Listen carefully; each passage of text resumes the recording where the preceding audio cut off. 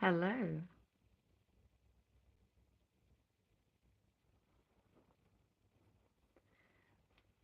We are a day and an hour late, but we're here. A round of applause. But where are the people at? Woo! Sorry if you're listening in earphones. Apparently, if you make loads of noise and yell and woo at the start of your broadcast, it draws in more attention. I'm sat here on my own. So that feels a bit awkward. How's everyone doing? I'm going to wait a little bit for people to join. I see people joining. Hello.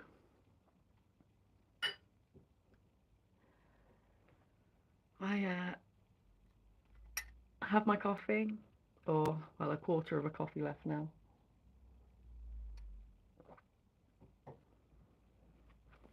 I have my Pusheen jumper, which makes me very happy. And I am ready to rock. Cringe. Um, yeah, Untangled with Steph. If you've never been here before, this is our little online digital space for you to drop in to our mental health and wellbeing clinic. You can ask me anything. I will try my best to answer. And if I don't know the answer, I will be honest and direct you to a person or platform or organization that will be able to help you. And it can be about anything. For instance, we have an email today that was sent to us by a lovely lady called Kelly. And she's been having a hard time making friends at university. So I thought we could go through her email together and help her together.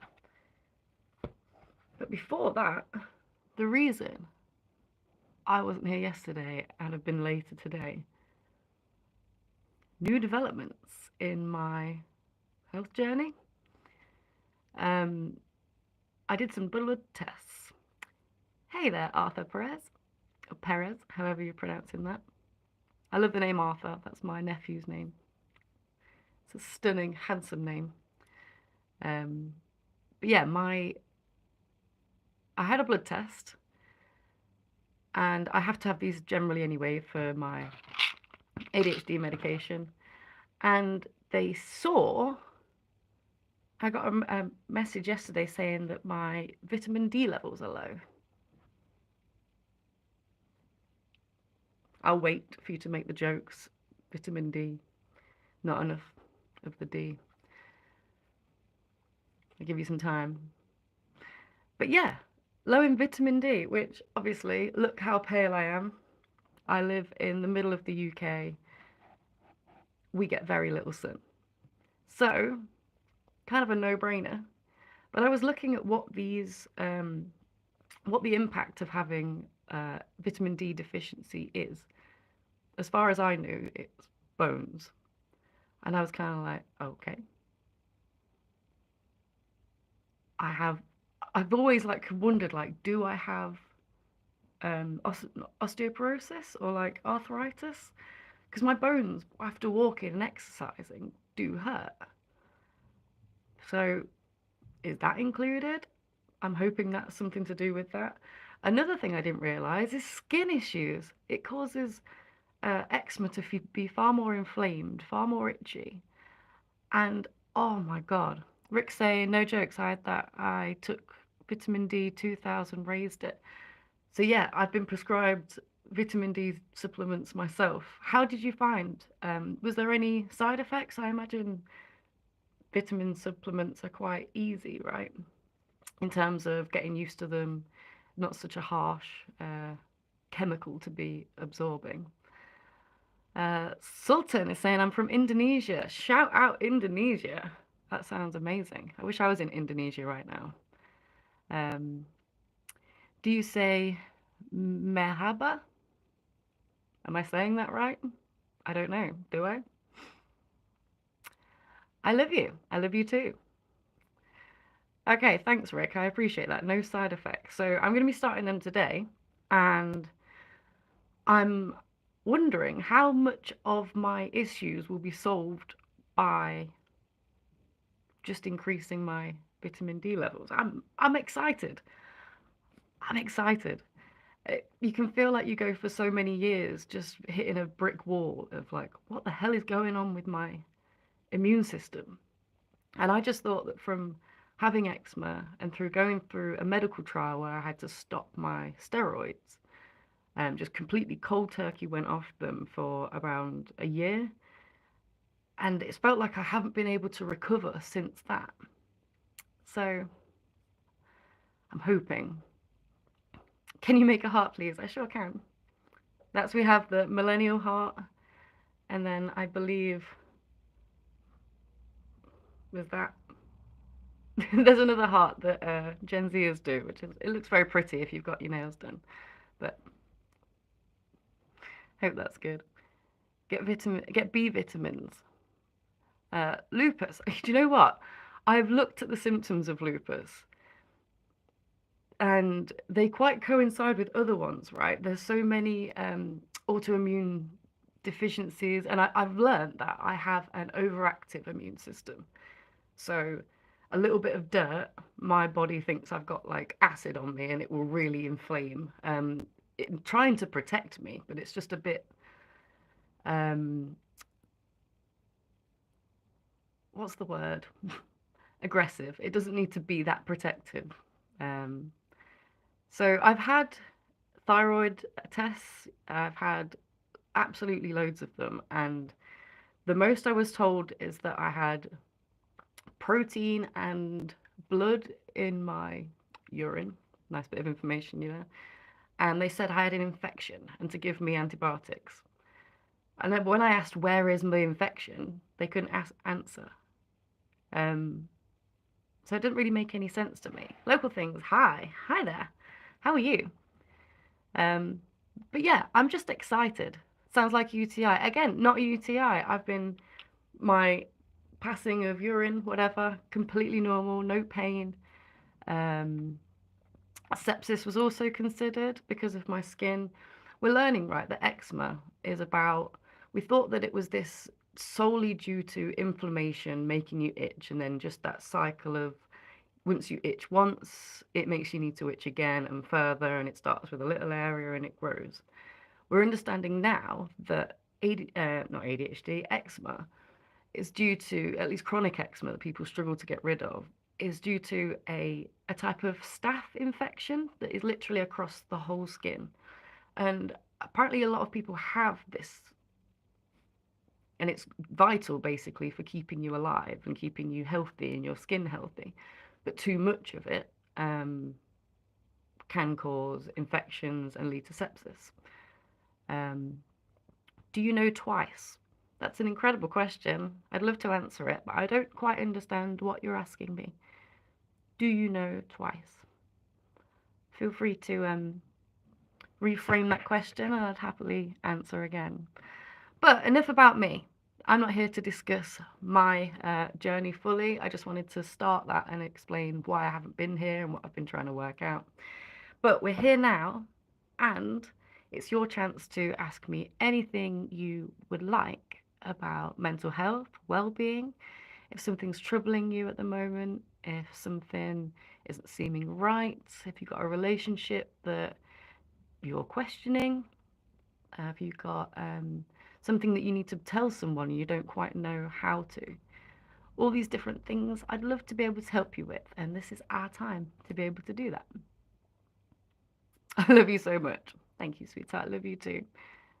K-pop. Do you know what? I am recently getting into K-pop, and that's that, right? I'm learning this. Um, Shout out to the BTSers because you do not want them coming into my platform and hearing that I offended them. I know they've got a strong army, so shout out to K-pop stans. I survived sepsis blood infection a couple of years ago. Wow. Um, I bet that was really traumatic, Rick. I know I have a family member that also their leg swelled up and it was traveling across their whole leg, and it was really scary, for the people around and also the people that are experiencing it, right? It's kind of like, what is happening? And doctors, you can see that they feel very pressured and worried when they're working on it. You can see there's a change in their demeanor when they're helping you, and that puts a bit of extra worry on you. Like, do these doctors know what they're doing? And it's just because it's such a ticking of the clock kind of moment. Like, it's a matter of time that they need to be able to solve this problem and get the infection under control. Um, yeah. So, congratulations. Uh, I'm glad that you survived that infection. And touch wood, it doesn't come back. Northern Irish living in California. So jealous. I bet you are not struggling with that vitamin D deficiency anymore in California. Um, I hope you weren't anywhere too close to the fires recently. They seemed absolutely horrific. But I did get to learn a huge amount about how the prisoners make up something like 40% of the firefighters, and the programs that they use to be able to get them back into the community, which silver linings out of crazy things. Also, living in America right now, if you're having any kind of worries about access to aid, to um, anything that your president might be putting to you right now, again, not to make it political, whichever way you voted, I I don't mind. But if you are struggling at all right now due to what's happening, I'm so sorry. Feel free to come here on Mondays and Wednesdays. Normally, this week it's been Tuesday and Thursday, but normally it's Mondays and Wednesdays at 12 p.m. Um, Speaking of which, if you're in California, it must be very early in the morning right now, 20 miles away. And see, I think we misunderstand when we live in the UK quite how close that is. Um, when you look at the size of the wildfires and you just see this massive like forest with houses around it, you see it on the map in California and you're like, ah, I can kind of understand that side. And you don't fully appreciate it until you put that same map over the center of London and you can see that it covers the whole city. Um, it's terrifying. California and America as is a massive place, and it's hard to quite appreciate the the vast amount of damage that was done. Um, it's only when statistics come out after, right, that we fully understand.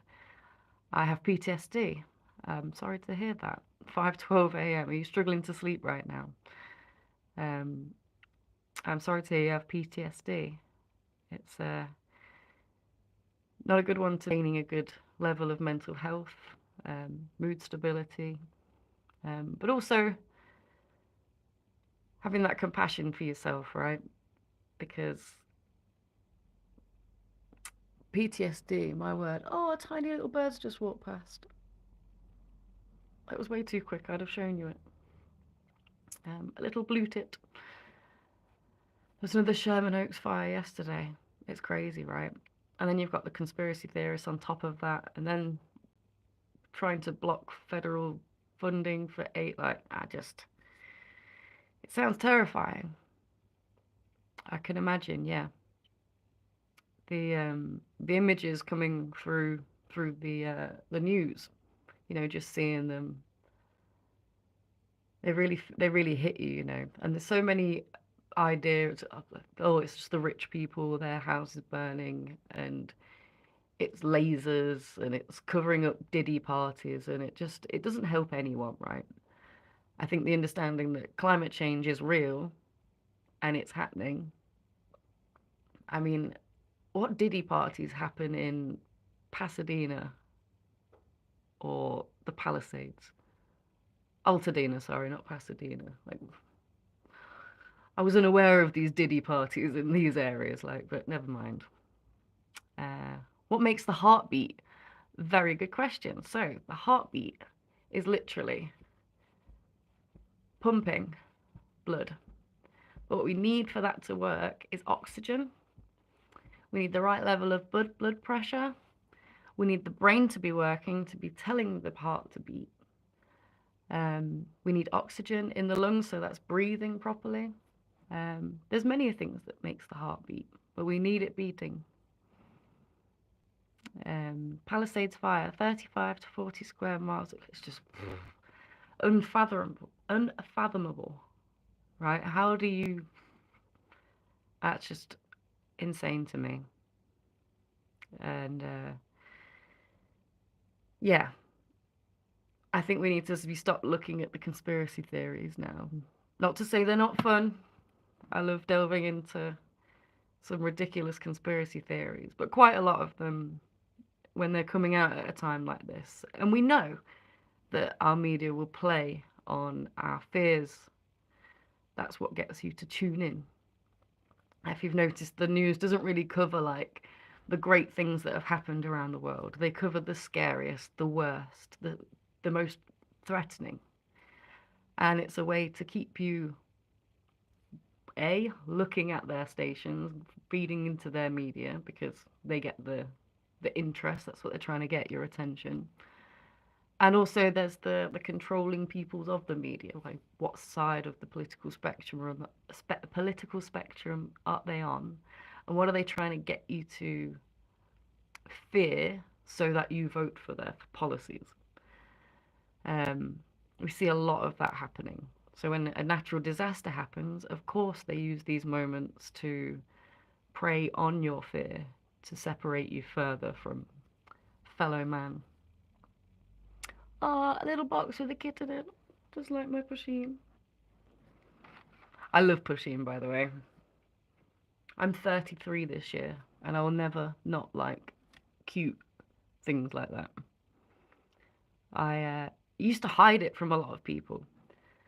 Um, it felt kind of childish, especially the idea of coming on here as a psychotherapist and talking to you professionally about something, and then being like, "Here's my Pusheen.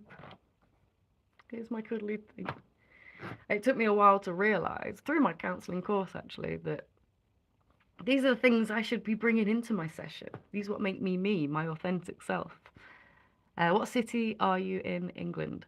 I am in right bang in the middle, Leicester.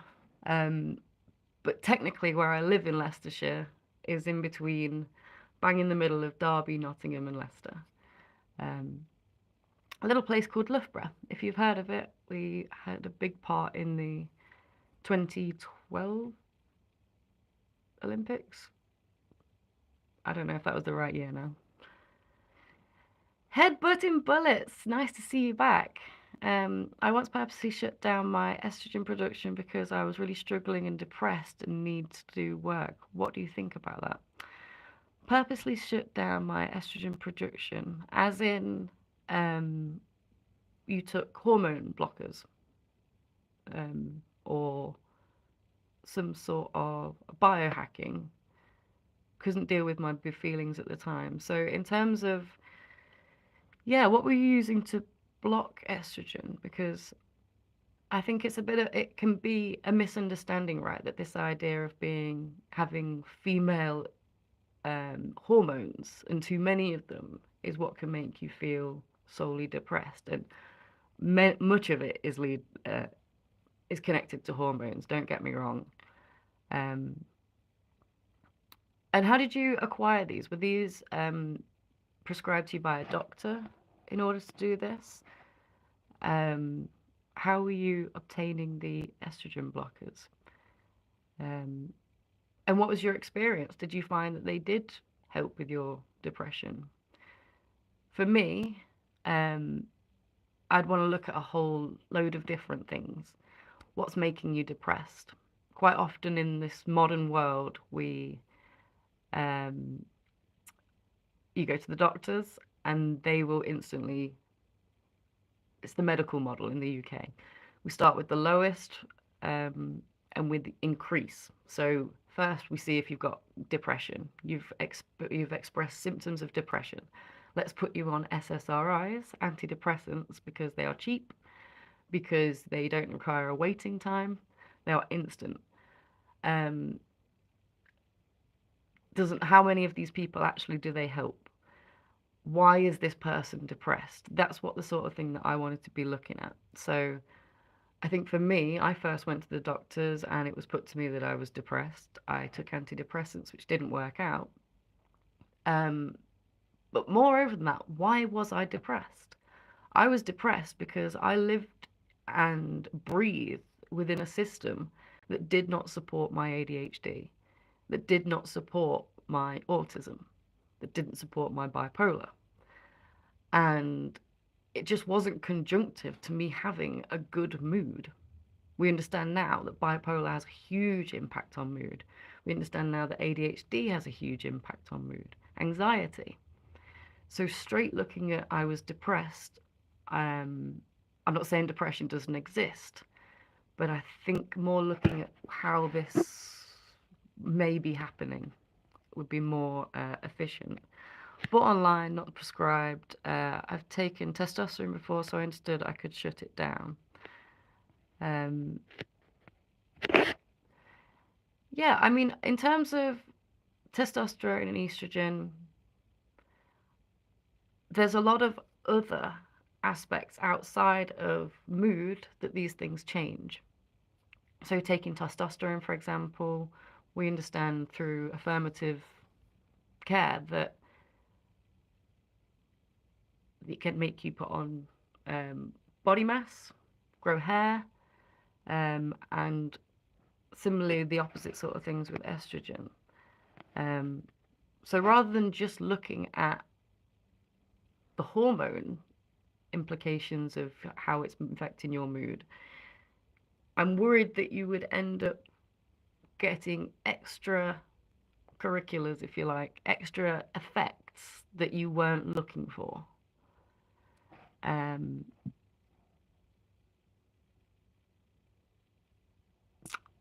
I took them to manage estrogen once, then took a load to shut it down. I lost my sex drive too. 100% right. Our hormone levels and our sex drive are so intrinsically linked. Um, and for a woman, uh, then took a load to shut it down. Lost my sex drive too. I was thinking about a lady 24/7 and couldn't take it anymore. I needed to get work done. Okay, so this is more of a you couldn't get someone off of your mind and this was taking it over, and your understanding was that your blocking estrogen would help this. I I don't fully understand how that would work, and I'm not disbelieving you. I fully accept your experience and what you're telling me. Testosterone is brilliant, to be honest, not great for health long term.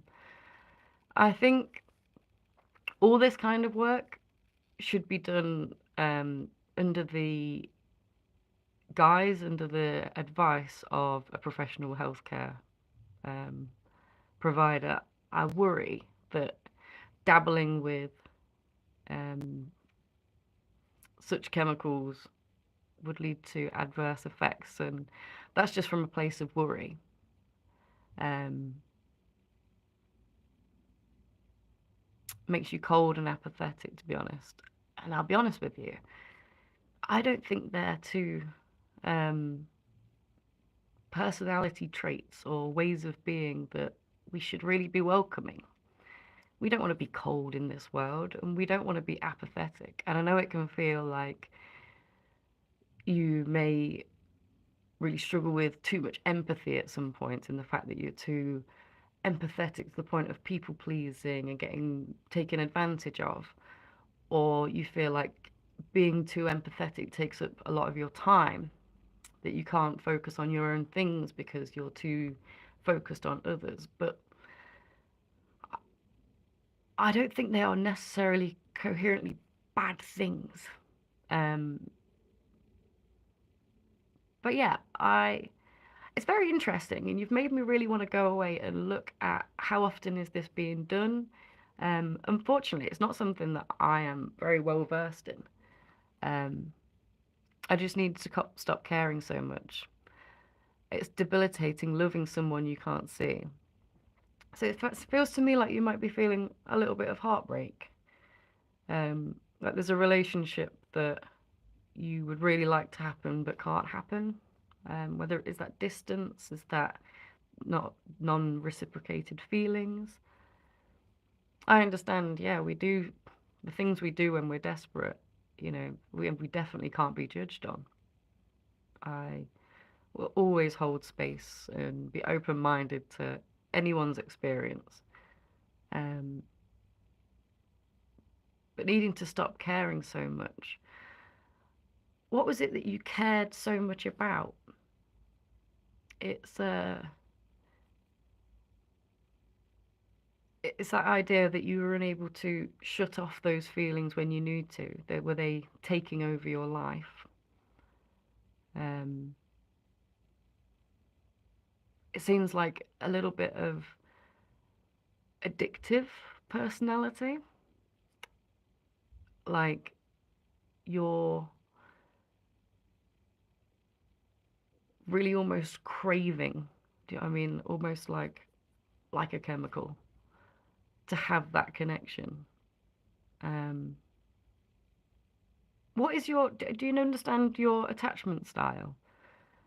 Um, what are you like with friends, relationships? Are you, I don't want to say codependent, but do you thrive when you're with people? Do you enjoy your own time? Um, how do you navigate relationships? It's important, right, to understand our own attachment style because it literally interacts with other people's attachment styles when we connect with them. And if you have two opposing, uh, very uh, opposite attachment styles, it can be very difficult to communicate and to bond. Um,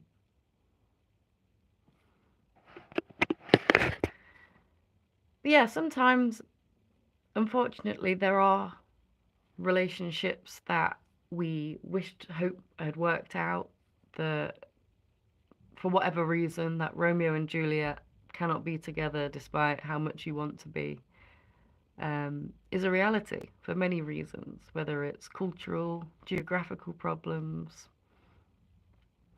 and it's how we deal with that moving forward. How do we maybe grieve that relationship if that's something that we need to do? I felt like I finally found love. I'm usually a lone wolf, to be honest. I'm very introverted. I've never felt love like that before.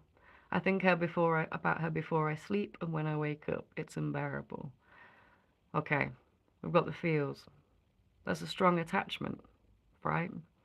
You finally found love for someone that seems like you spend life quite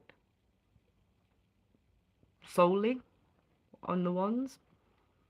If you're introverted, like you said, then it seems to me like you've put a lot of worth into this one relationship.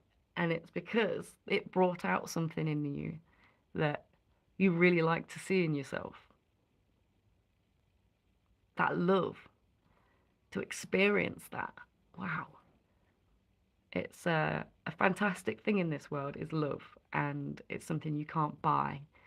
It's something that you do not want to manipulate someone into because it's not real. It will never feel real. But we can definitely worship the love that we have gotten. We can remember it in beautiful ways because past loves are so brilliant for us that they teach us how to love next time. I know for me, there's plenty of relationships that I look back on And I'm so thankful to that person that I was with. And maybe at that time thought, I can't imagine being with anyone else. The idea of getting to know other people just sounds horrible. It would gross me out. The idea of never seeing this person again broke my heart. And each one of them, I'm so thankful for because they taught me something about myself and how to take the love that I that's very precious to me into my next relationships and honoring that through my current relationship. Um, if you're introverted, then the opportunities you might find aren't really there to create these relationships. You know, it's not like it's consider you the opposite to someone that you'd see on Love Island or someone on these reality TV programs that will put themselves out there at the risk of looking absolutely ridiculous just to again and again and again go for one girl and then another girl and then another girl. And it just isn't appealing. Um, you're the opposite, right? You're the introvert. But it means that you're not necessarily going to be in these places to have these opportunities. So there's some things that we can do to honor that love that you had with her. It's not about, you know, oh, I just can't think about her. It's about realizing that thinking about her this much is taking up too much of my time. And I deserve to govern my time way more respectfully to myself. It's that level of self care and compassion again, right?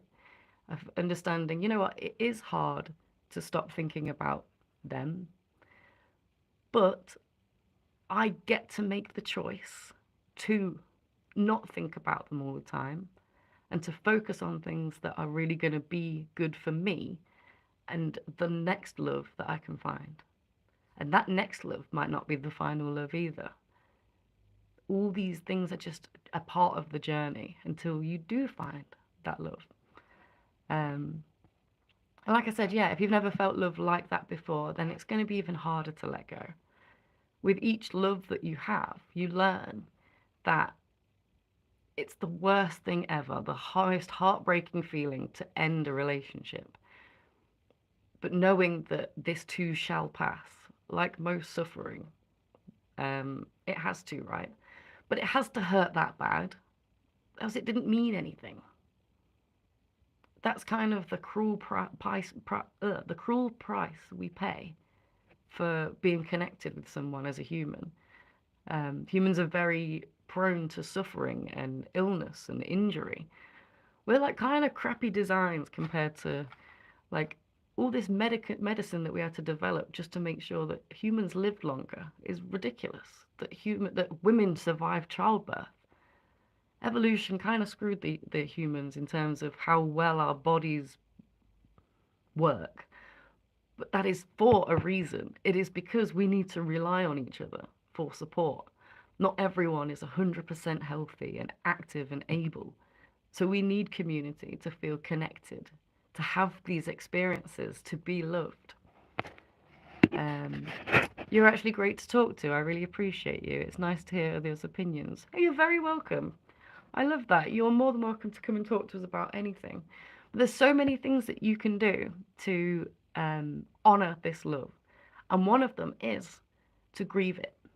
If you know it's something that cannot happen again, that is best for both of you that it doesn't happen at all, for whatever the reason, without going into your personal life, understanding that it was something, it was beautiful, and that it's now at its end, like some things do come to. Understanding that you can let that go, I think is so valuable to you. And then what can we do after that? Okay, so we know that we enjoy that feeling of love. We know that we didn't want to lose that. So let's get to seeing how we can find another one. What sort of things could you do? As an introvert, are there certain hobbies or interests that you have that you could explore? Is there places that you could go to? Are there online forums where you could possibly connect with people? Really look for places where you can, and this is We talk about financial investment, right? This is personal investment. This is our own investment into our own selves. And it's so valuable just taking that time. We talk about self care, having a bath, taking your makeup off, putting your PJs on and getting comfy, like, but that's kind of surface level self care, right? The real self care is making the decisions for yourself that you need to hear, that you need in this, that you deserve in this world to progress better. And actually, the introverted and struggling with connection, I think, leads really well to the email that we got from the lovely Kelly. So, she wrote to us saying, "Hey Steph, I caught your live too late to ask a question, so I wanted to send a quick email.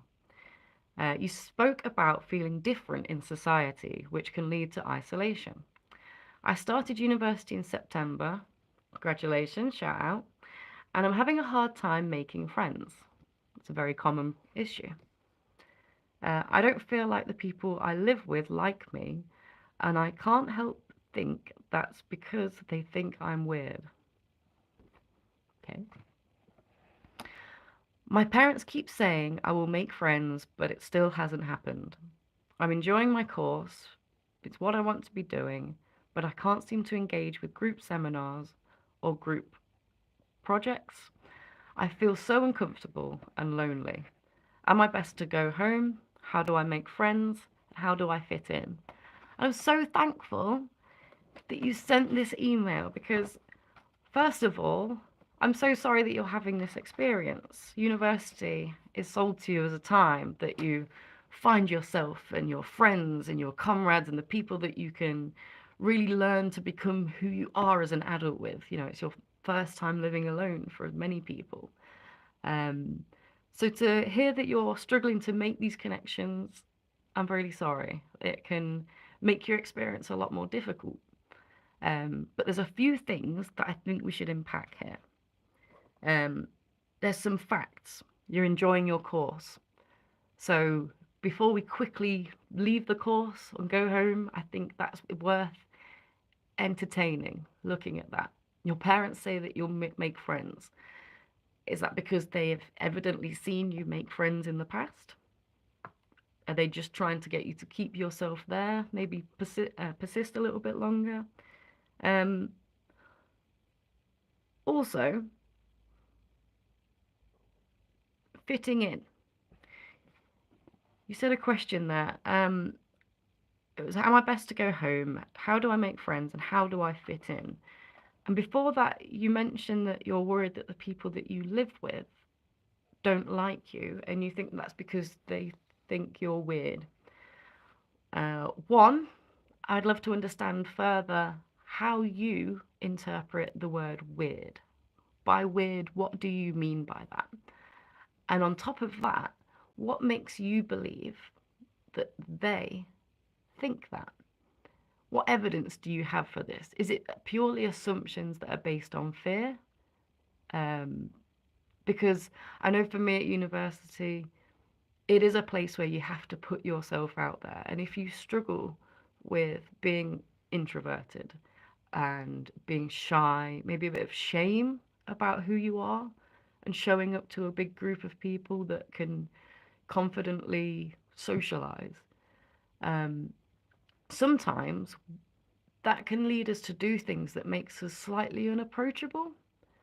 And I think the term weird is one that I'd love to get rid of in terms of this understanding, because personally, I love weird. Absolutely love it. It is an aspect of people that I look for in friendship, that I'm excited to talk to people. Weird to me is interesting. If you're not weird, I get kind of bored very easily in a conversation. We're probably not going to hang out for very long. Um, Love weird. So, if you are struggling with feeling like you're weird, I strongly recommend that you, again, we talk about this authentic self, that you adopt and cherish these parts of you and you learn to almost harmonize these parts into your life with who you are and celebrating them, letting it be your authentic self. And through doing that, you will attract people who are the same weird that you were previously trying to mask and stop so that you could fit in. And that brings us to that last question. How do I fit in? I don't want you to fit in. I don't want you to want to fit in. Fitting in is just masking. Now, do we need affiliation? Do we need connection? Do we want to be involved with groups, with these seminars, being able to converse, to connect, to confidently turn up as yourself and unapologetically do the course that you need to do, build these connections, make friends, um, fitting in and making your life more sociable, applying yourself to social situations, I think are two different things. Fitting in means trying to pretend to be someone you're not, and we know that tells the brain that who you are isn't good enough. By doing that over and over, we tell ourselves that we aren't good enough and we lose ourselves, who we really are. Because eventually, it won't be university, you'll be at work, and then you'll be buying a house. And then you'll be in situations where even may seem harder to make friends because when do you meet another adult once you're an adult, right? You have to really extra put yourself out there.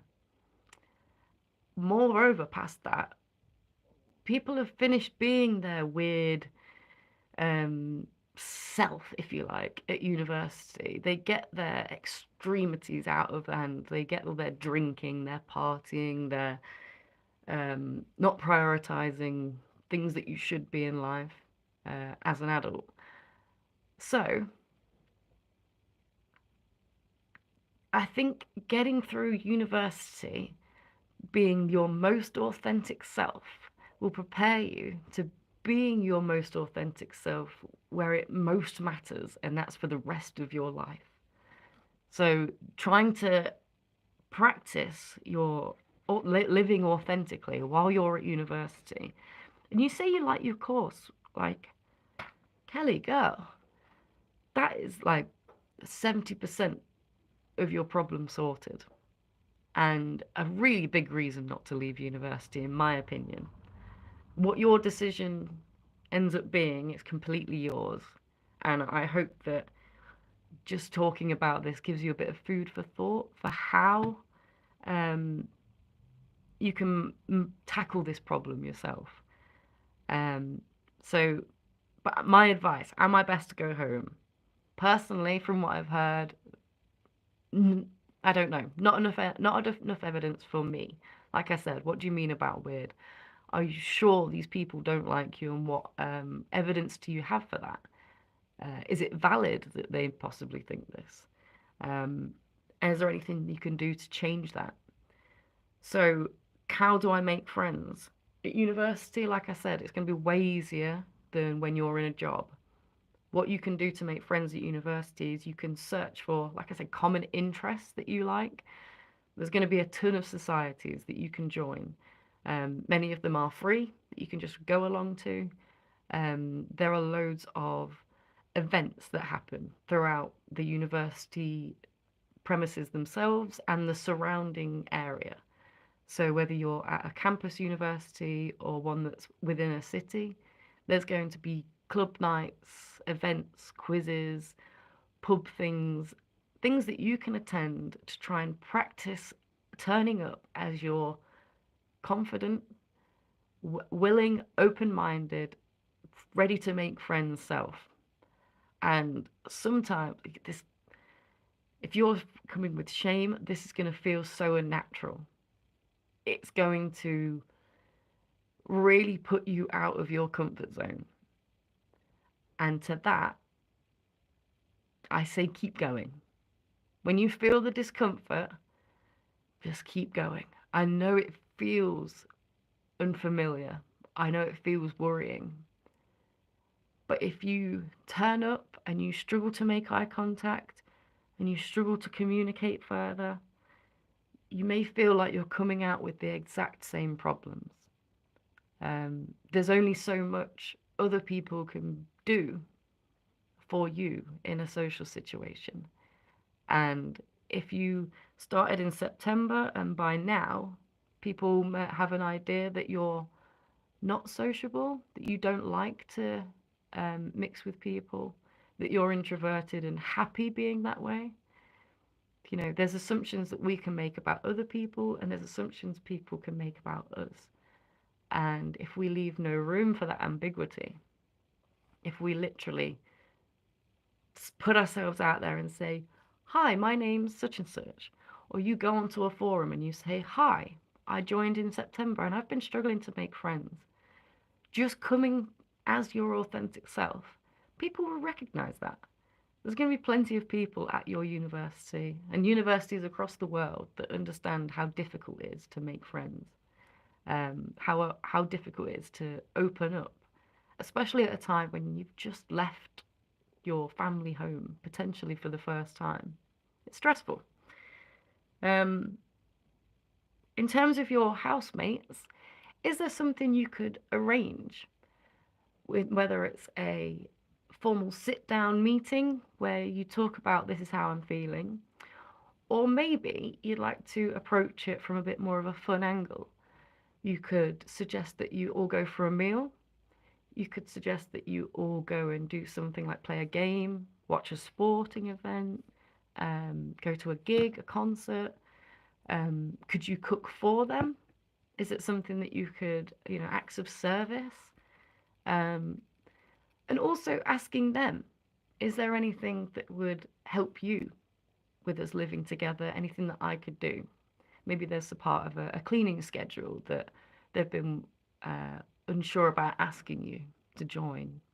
There's a load of different things, and I really hope, Kelly, that this has helped.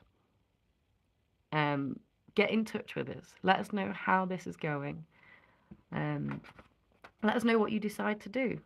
I think it's a really courageous thing to be staying at university despite these overwhelming emotions, right? In order to better yourself professionally in your career, and just learning every day is always helpful. I'm very thankful that my second go around at university was fantastic. I loved Derby University. Um, but full disclosure, I left before the first Christmas of my first year when I first went to Lincoln University. And it was purely because I wasn't ready to be there. So, on top of everything I've just said, if you are in this situation and you're like, my course isn't making me happy, people that I live with aren't making me happy, and I've tried. People that go to my university, my lecturers, don't make me feel safe. They don't make me feel secure. For whatever reason, I just don't feel comfortable on this campus or doing this course. Then you are not a failure if you do decide that this isn't right for you right now. Like I said, I never believed that I would end up going back to university. And it took for me to be diagnosed, really start to work on my mental health, and realize that, oh, I can actually do this. The first time around purely came from my disbelief in myself. Everything in front of me looked way too scary, and I could make friends. That wasn't necessarily my issue.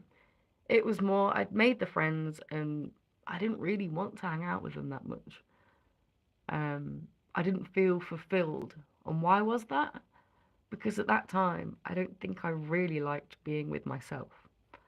Um, Maybe that's a story for another time, but learning to really accept yourself and be in the moment with yourself, to have that compassion of like, yeah, I screw up sometimes, but you know, I'm a human and I can observe the suffering and do everything I can to try and relieve it in myself and in others. That's compassion. Um, the more I did that, the more confident I got, the more successes I was able to have going to university, getting a degree. starting a podcast that I'm here now in a day, midday chats, helping people. At least I think I am. Trying to. Um, so yeah, please do not ever give in unless that giving in actually means doing the best thing for you. It's hard, isn't it? Never give in. Sometimes you kind of have to. How do you present that to the autistic brain that takes everything very literally? Like, never give up. It's like, but smoking, really? Oh no, give up smoking, but it doesn't. We need to be very clear. We need a more digestible way of explaining that. A better phrase. But yeah. So next week is going to be an interesting one. This weekend we have a pre-recorded podcast that we recorded last summer with a company called Sweet Cherry Publishing. And they are a book publishing company that do really good accessible reading for neurodivergence. And we wanted to talk to them further about how they went about this creation of this type of reading. So without giving too much away, you just need to come and watch it. It will be uploaded on Saturday. Fingers crossed, like we say. And then next week I will be starting my ADHD medication. Last time I did this, we spoke yesterday. The first week or two is a little bit getting used to the side effects. It can be very overstimulating. It can make me struggle to eat, to sleep. There's a constant feel of nausea. At least that's what happened last time. And last time I was started on 18 milligrams. This time I'm starting back with my full dose, 54 milligrams. And I'm a bit scared, I'm not going to lie. I remember having about 2 weeks of just not being able to be comfortable. However, I didn't have the knowledge about that I have now.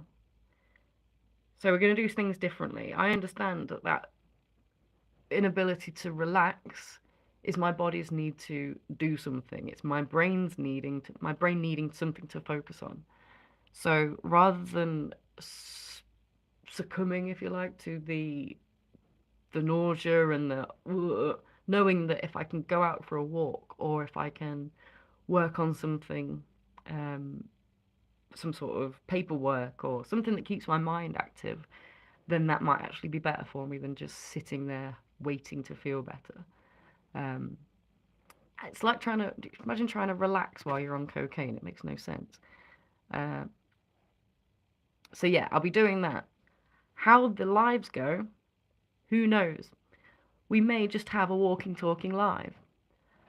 I didn't want to not do the lives because I wanted to show you authentically how it is to go through this medication, to start this medication again. I was looking for videos on YouTube to help me, and they didn't exist, at least no ones that I couldn't find. So I thought it'd be really good to document it, to vlog it, to share my experience as it happens. So for the lives, if I am feeling too overstimulated, then we'll take a walk, and we'll have a walk around Leicestershire somewhere that will remain kind of secret so that I don't get stream sniped. We don't need that. But yeah, next week could be a fun one. But at the same time, it could also be not a fun one. I have no idea. It'll be an honest one. That's all I can promise. So tune in next week. And then I believe next Thursday is our live podcast where Lindsay will be back in the studio joining me. And I look forward to these monthly lives. I miss the week ones, I'm not going to lie. I miss seeing my girl every week on that Thursday, just filling me with joy. But we are back for not just members either. It will be on this main channel from 7 to 8 on Thursday next week. Um, if you haven't met Lindsay yet and you haven't gone back to watch any of our previous videos, she is a rock star. She is a teacher of alternative provision, works with children that didn't quite make it through mainstream education. But on top of that, she has a bus that she has been renovating, and not just a single decker, your big old double decker. It's massive, and it's just gone past the year of her passing her driving test to drive the bus. She's almost got the bus finished. So if you want to follow her journey, please, I'll put the link in the description below. Um, on top of that, she's only gone and challenged me to Tough Mudder this year. Tough Mudder, if you don't know, is a 5K or 10K. We're doing the 5K mud obstacle course. And it's not just like a few little ups and downs over some logs. There's running through electric wires as they electrocute you. There's going along a water filled with tank with a cage right above it. So you have to be like that, basically. You've got that much space to breathe. And all these different obstacles look like they're going to kill me. And I'm trying to work out if she is trying to kill me. Hopefully not. But, I can't back down. When someone challenges you, especially to Tough Mudder, what are you doing? Like, of course I've got to do this now. The problem is, I don't exercise. I'm really unhealthy. So I might die. That's the problem. We are. Lindsay, I put in the post, if you didn't see it on our Instagram, that she's coming off of a broken wrist. There is a correction there I need to make. It is an operation on her foot that she's coming off of. And around half a year ago, she broke her wrist and is still recovering really from that, in terms of, like, that final, when you feel like you've got full trust on it. She's still iffing whether to go back to roller skating, which is how she initially hurt her wrist. So if she's worried about doing roller skating, I'm sure she's panicking about how this Tough Mudder is going to challenge her physical strength after a foot and wrist injury. Like, me, on the other hand, less injuries, vitamin D deficiency, but more that I live a very sedimentary lifestyle. And I'm going to try 5K, the couch to 5K thing in February. Again, I'll take you along for the journey. We can wheeze and taste blood together as we struggle to run. I don't remember the last time I ran, honestly. Like, for the bus, before I could drive, probably. So, in order to help us not die, we are looking for professionals or hobbyists, people that are into sports, exercise, maybe some type of holistic therapies to help us train, breath work, yoga, something like a CrossFit.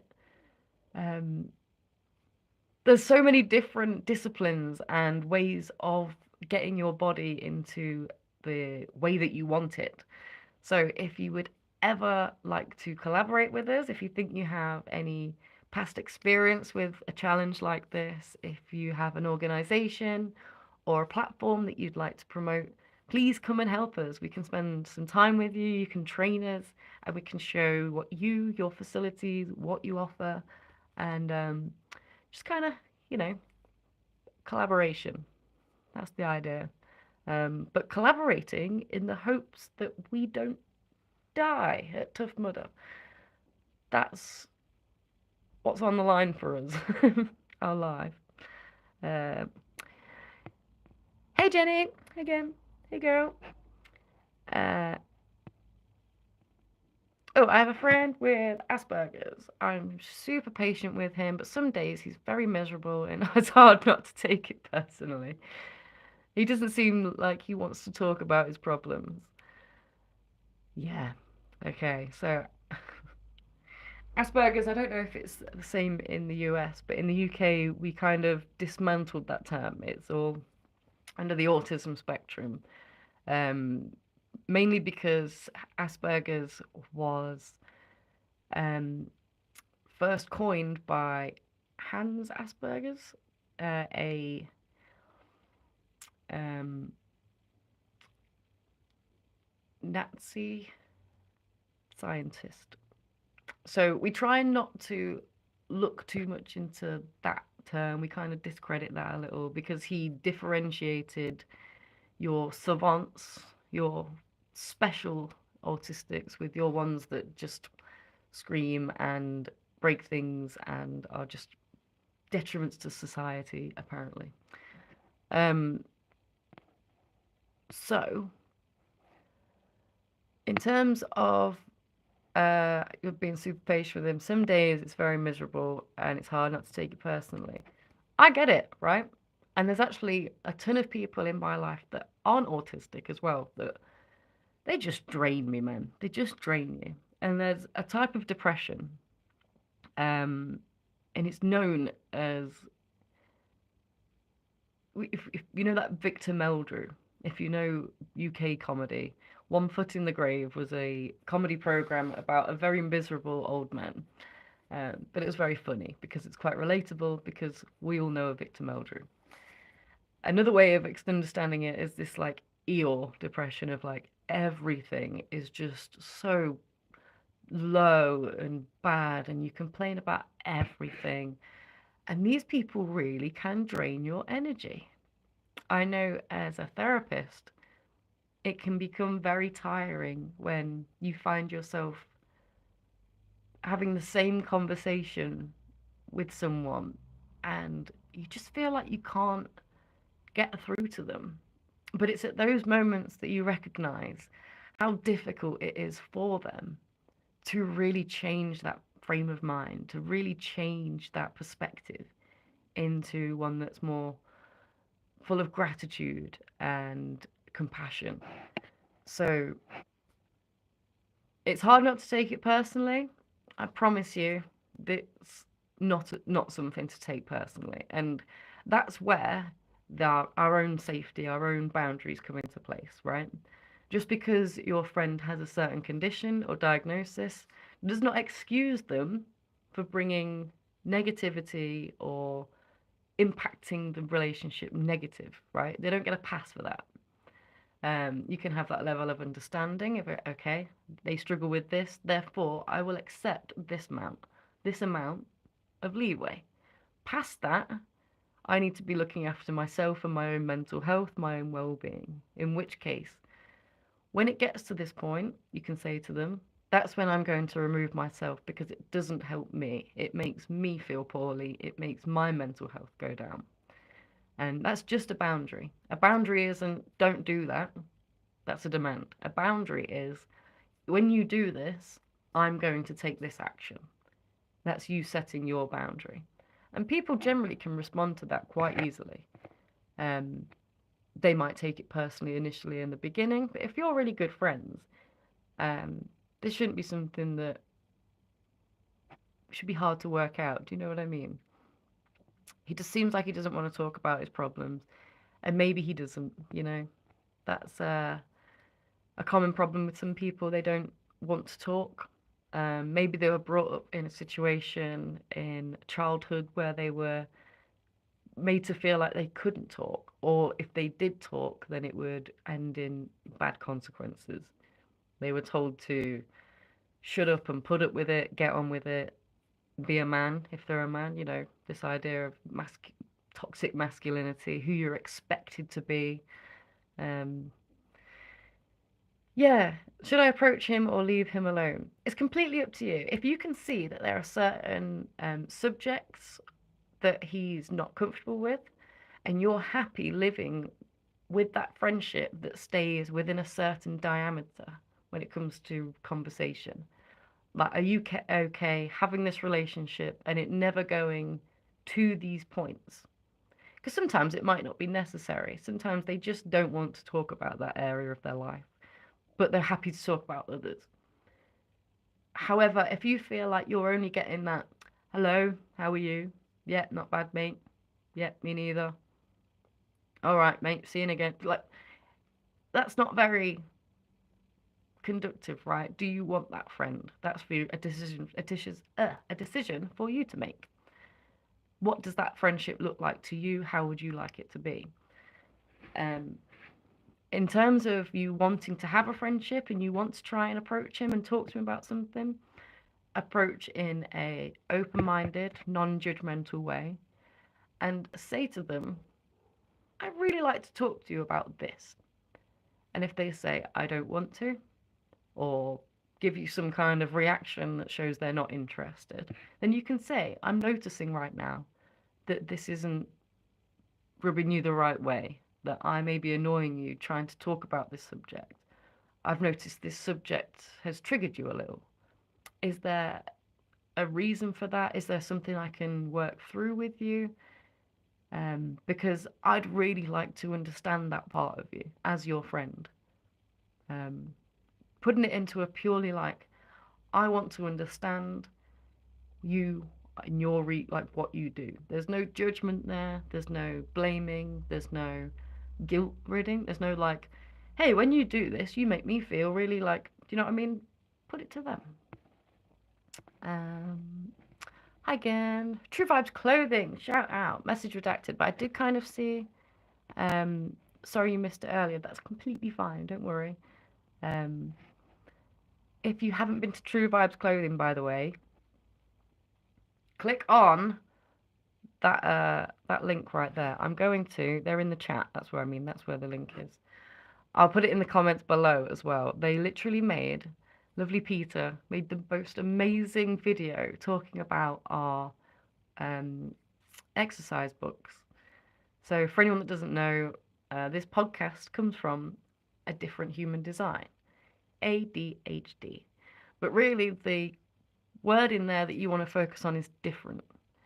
We support all types of different and we champion the different, whether that's neurodivergence, whether that's your gender, whether that's your sexuality, your skin color, ethnicity, abilities, disabilities, anything that can make you feel othered in this society. We're here to help you find that authentic part of you and to cherish it and to help you self thrive in this environment that always knocks us down. That was me hammering myself into the ground. A little bit of charades. Um, so we make these booklets, these little guides, to help you be able to understand your own or your child's emotions, anxieties, five senses. And there's a load that you can have access to via download or buying the physical copies. And Peter was so lovely in reviewing these, talking about how great we are. Not gonna lie, we got gassed up in those in that video, and I watched it about 50 times just to be like, mm-hmm, mm-hmm, he's talking about me. He's talking about me.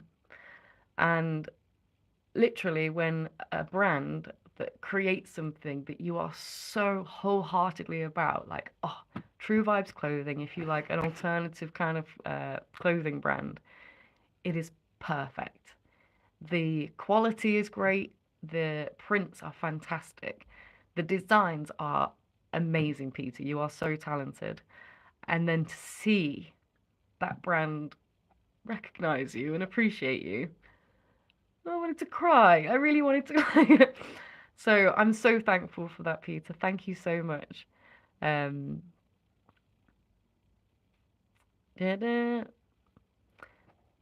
Lindsay's just messaged me with training details for Sunday. She's trying to kill me, y'all. She's trying to kill me. Um, oh, Peter says that book is so helpful. It's amazing. I'm so thankful that you think that. Oh, I love that. Getting these positive feedbacks, getting these reviews are so helpful. I think people see the podcast or these silly daytime lives that we do and not really understand how much further our advocacy and support goes. So If you want to find out more, go to our website, www.adifferenthumandesign.co.uk. Or if you'd like to email us at adifferentpodcastofficial@gmail.com, I can get back to you with any kind of information that you might be struggling to find on the website or on our socials. And in the meantime, go and get yourself some cool ass clothes from True Vibes Clothing.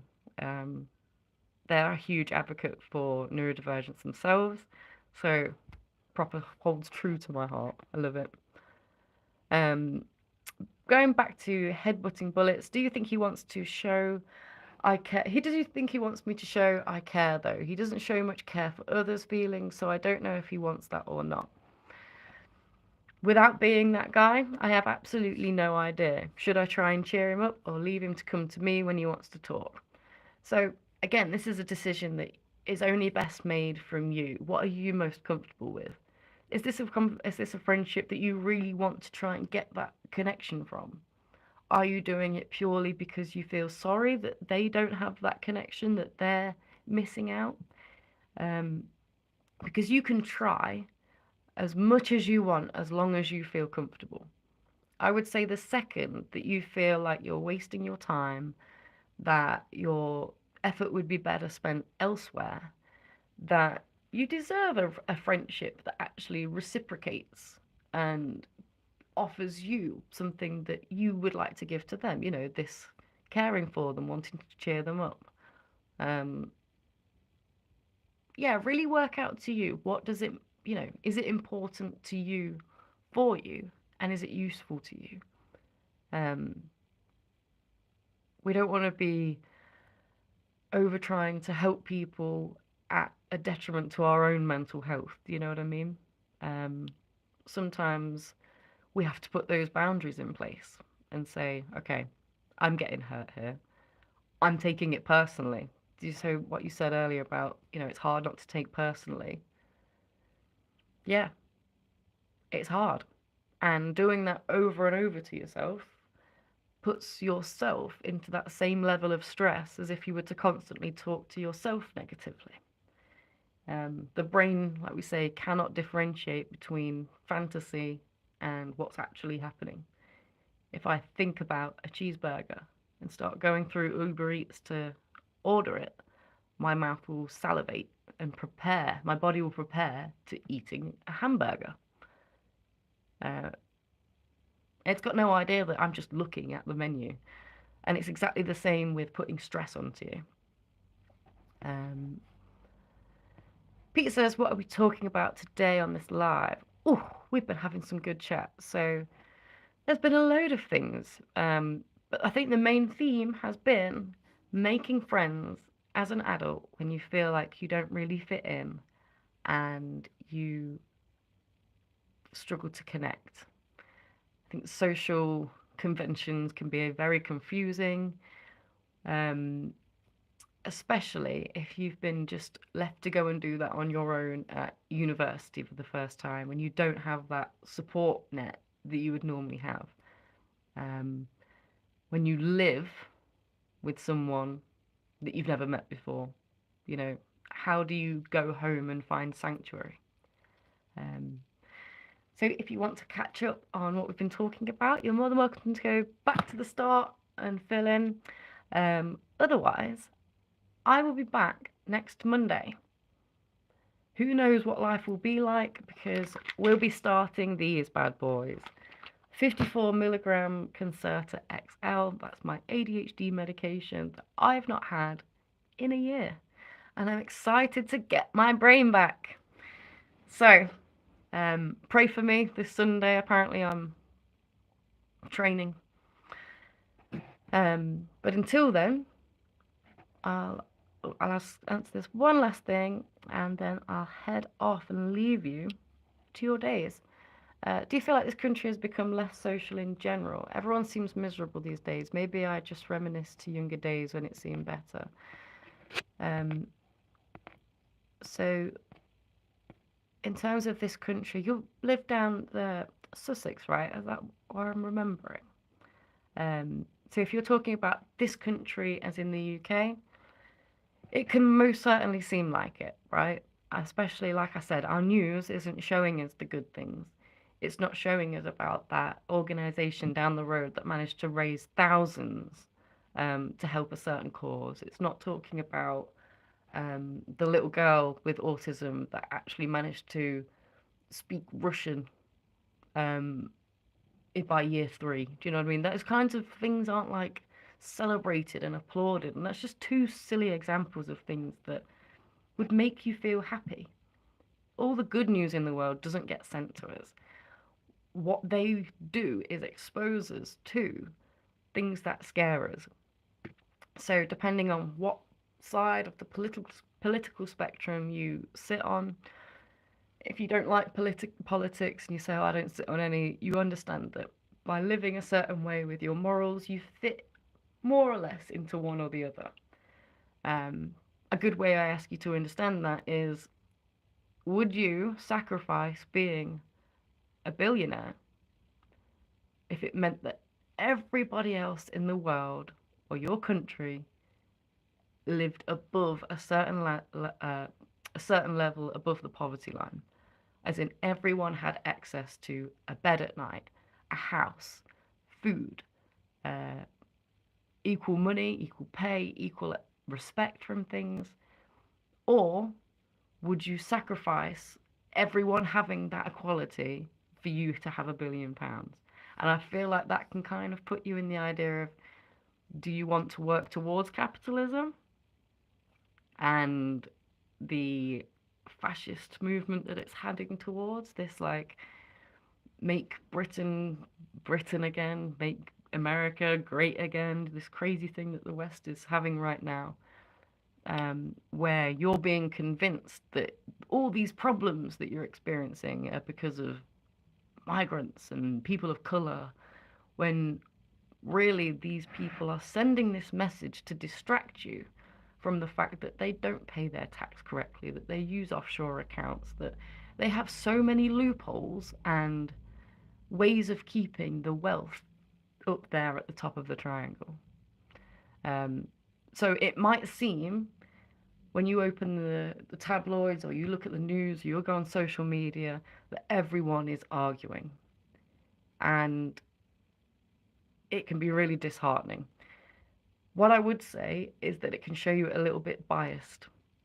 If you go out into your community, if you go to local groups, you will see that there is multiculturalism. You will see that there are vast amounts of people that are getting along, that are helping each other. If you go to food banks, if you go to certain places that you can volunteer, different youth centres, there's so many places that can give you examples of people not being so miserably divided and hateful and unwilling to have any kind of empathy for the little guy. I think we fail to realize that as the working class, we are all the little guy. Um, I think it was Steinbeck, right, that said that the working class will never have a full revolution because we consider ourselves as temporarily embarrassed millionaires. Like, we're just a few points away from actually making those millions. Um, when really we have way more in common with the illegal immigrants that are being um, deported over in America. We have way more in common with the people that we put on that horrible boat in camps that we keep asylum people. Um, the misinformation that we spread that they come here and get more than us. It's tiring. Um, but I agree. It can easily seem like everyone is miserable these days.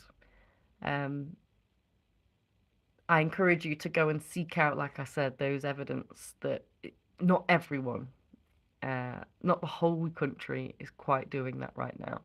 And if anything, when you have these things in society, these kind of pressures like fascism and everything that's happening, it seems like World War III is literally restarting.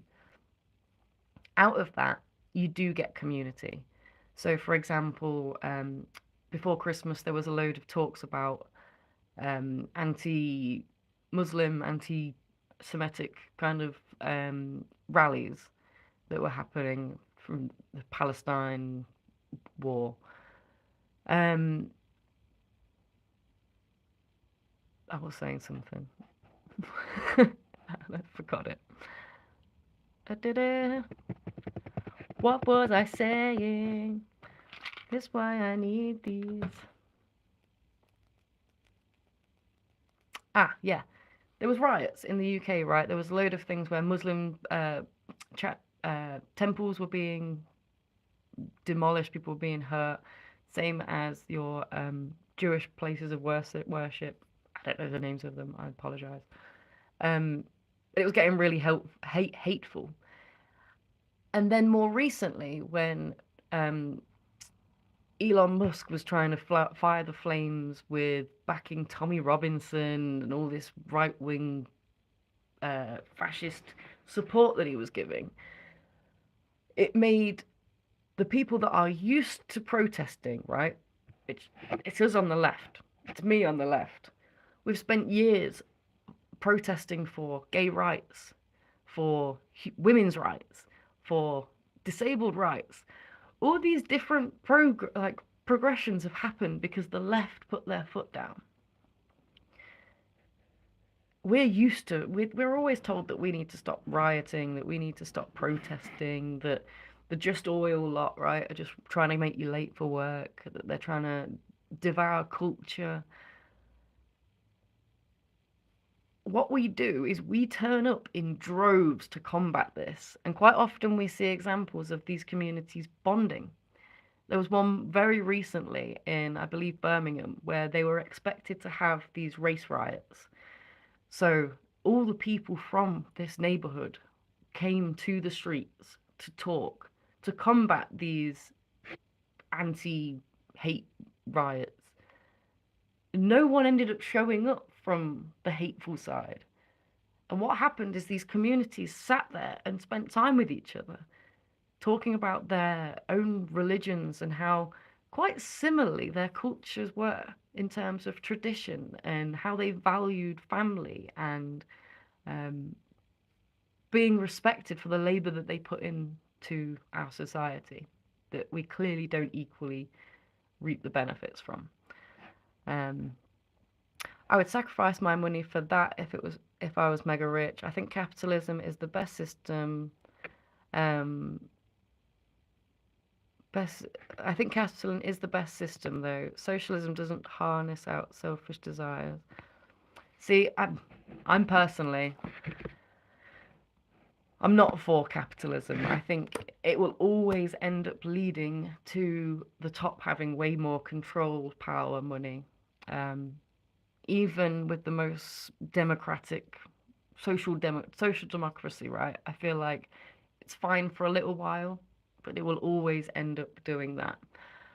Um, Whereas you have the opposite, right? Socialism. I am a socialist, and you can say that that is just a means to make it do the other, right? Where it will lead to this dictatorship, communism, and again, I think we are taught way more um, untrue things about socialism, again, because we are taught these things by the people that don't want it to be a thing. And we're often told that socialist states don't survive, that they've never worked out. And I would suggest looking at some examples where this dictatorship underneath the Western pressure. So when you put sanctions on countries that are socialist, that are communist, then you restrict how they live. They cannot live in a full socialist society how they'd like because you're putting sanctions on them and charges on them way above the average neighboring country, etc. Trade deals, etc.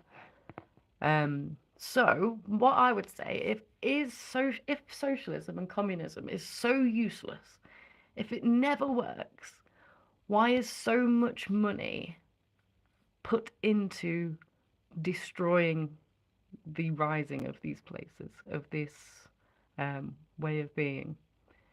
Um, and again, I'm not backing the forms of communism that we have seen: Stalin, Putin, um, China.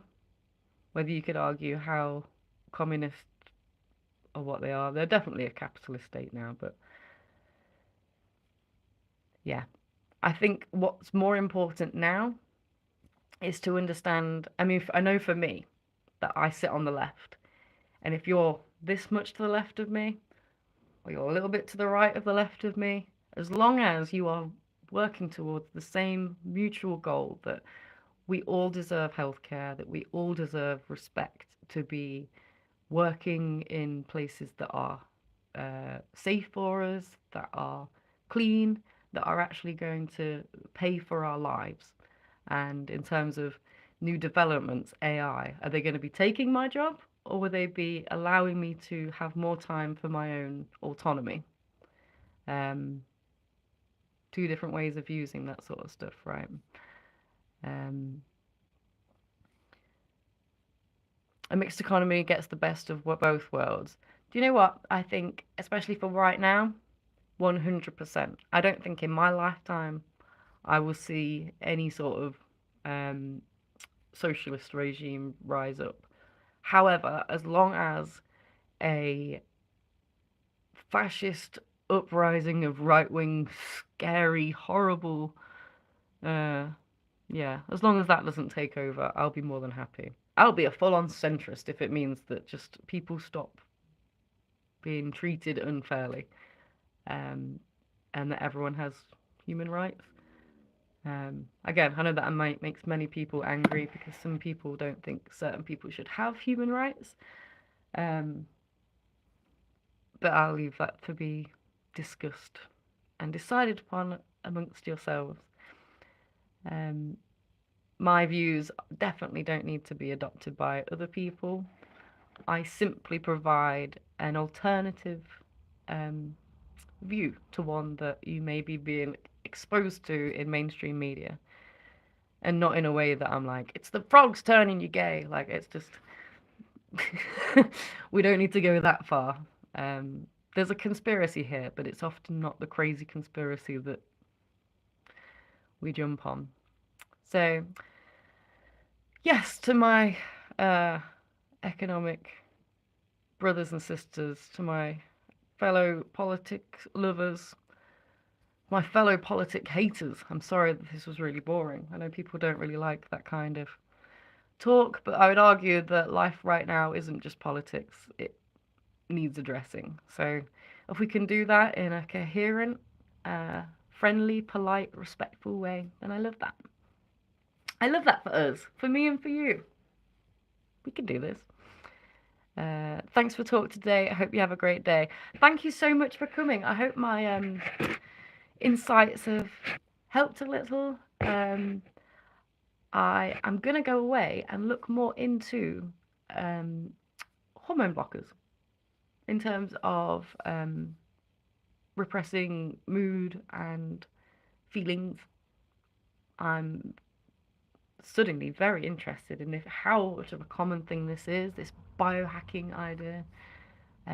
So thank you for inspiring me. That's what I'm going to go and do. So thank you for joining us, guys. Again, Saturday we'll have a really cool podcast episode, pre-recorded, released, with Sweet Cherry Publishing, the lovely Daniel. And then next week, Monday and Wednesday at 12 p.m., we'll be having these lunchtime lives. And then next Thursday, 7 to 8 p.m., we've got a different podcast with Lindsay and Steph coming back. Oh, bless you. You are not a moron. You are definitely not a moron. And I'm saying that right now. That's me having the compassion. And I hope you can have the same compassion that we are not morons. We want to do everything we can to be happy and healthy. And sometimes we can feel a little bit misguided in how we can get that. But truly, the um, the meaning behind what you were trying to do, the intent is not moronic at all. I think it is, you are a product of a society that isn't supporting us properly. I think that if we had doctors that we could access more easily, that were way more versed in medical science, not just GPs that learn a few things at school, it seems like it, and then just carry on. Yeah, we're not given the resources that we need. So definitely not a moron, just a product of this environment and wanting to help yourself. If you'd like to contact us, again, like I said, if you've got anything that you wanted to ask or contribute to the show, an email for next time, you can email us at thedifferentpodcastofficial@gmail.com. I'd love to hear from you. And Kelly, thank you for emailing us. It was very helpful. Thank you, Headbutting Bullets. Again, not a moron, an absolute sweetheart. Thank you for joining us. Have a lovely day, guys. Mwah. Bye.